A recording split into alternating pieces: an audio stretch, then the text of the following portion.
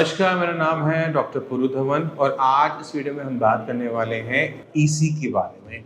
क्योंकि अभी रिसेंटली जो एक पेशेंट आए, वो अपने पेशेंट को स्पेशली बिना पंखे के, बिना कूलर के, बिना एसी के रख रहे थे इतनी गर्मी के मौसम में। और जब मैंने उनसे बात की, मैंने उनसे पूछा कि आप ऐसा क्यों कर रहे थे, तो उन्होंने बताया कि हमने सुना है कि गर्मी से नसें खुल जाती हैं। गर्मी में पेशेंट को रखने की वजह से पेशेंट डिहाइड्रेट कर दिया, पेशेंट में बहुत ज्यादा वीकनेस जनरेट होगी। गर्मी की वजह से पेशेंट ने खाना कम कर दिया और पेशेंट की कंडीशन सही होने की जगह खराब होनी शुरू हो गई।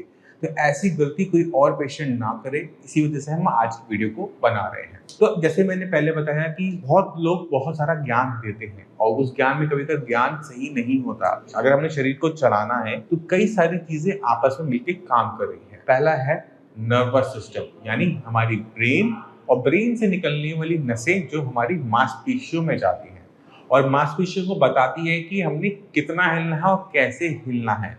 जैसे अगर मैं अपना हाथ हिला रहा हूँ तो मेरा ब्रेन इसे चला रहा है कि आप जब बात करेंगे तो हाथ की ये मूवमेंट होगी, चेहरे की ये मूवमेंट होगी, फेस पे ऐसे इंप्रेशन आएंगे। ये सब कौन कंट्रोल कर रहा है? ये हमारा ब्रेन कर रहा है। तो दूसरी चीज क्या है?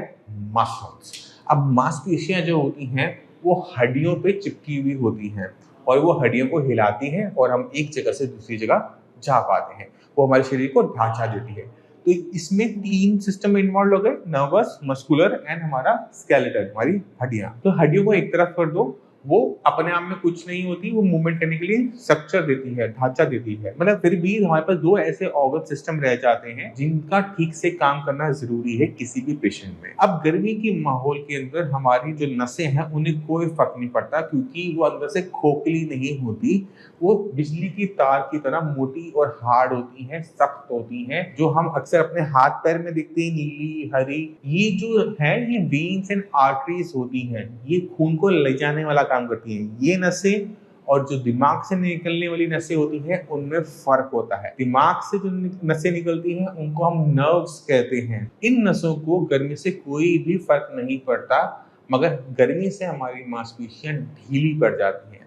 जैसे सर्दी के मौसम में हम अक्सर अकड़ के बैठते हैं, ठंड लगती है हम अकड़ जाते हैं, बॉडी को टाइट कर लेते हैं, और जैसे ही हमारी गर्मी का मौसम आता है हमारी मांसपेशियां लटकना शुरू कर देती हैं, ढीली होनी शुरू हो जाती हैं। ये तापमान का खेल जो है वो मांसपेशियों पे होता है। अगर आपने किसी भी पैरालिसिस पेशेंट को बहुत गर्मी में रखा है तो उसकी जो डाइट है वो कम होनी शुरू हो जाती है, वो खाना नहीं खा पाता, वो पानी पीता रहता है। अगर हम इसे लंबे टाइम तक करते रहते हैं तो खाना ढंग से ना खाने की वजह से, गर्मी की वजह से पेशेंट की बॉडी में वीकनेस जनरेट होगी, और जब पेशेंट में वीकनेस जनरेट होनी शुरू होती है तो वो जो एक्सरसाइज कर पा रहा था अब वो नहीं कर पाता। तो उसकी कंडीशन क्या होती है? अच्छी होने की जगह खराब होनी शुरू हो जाती है। तो आपने क्या करना है? अपने पेशेंट को गर्मी के मौसम में, गर्मी के माहौल में नहीं रखना। पेशेंट को आप फैन आराम से दे सकते हो। एसी देते समय आपने ध्यान क्या रखना है कि एसी का टेम्परेचर 27 डिग्री के आसपास रहना चाहिए। अगर आप और ठंडा करोगे, 27 से नीचे लेके जाओगे, तो मांसपेशियों में अकड़न होगी। 27 डिग्री ऐसा टेम्परेचर होता है जहाँ पे हमारी शरीर पे किसी भी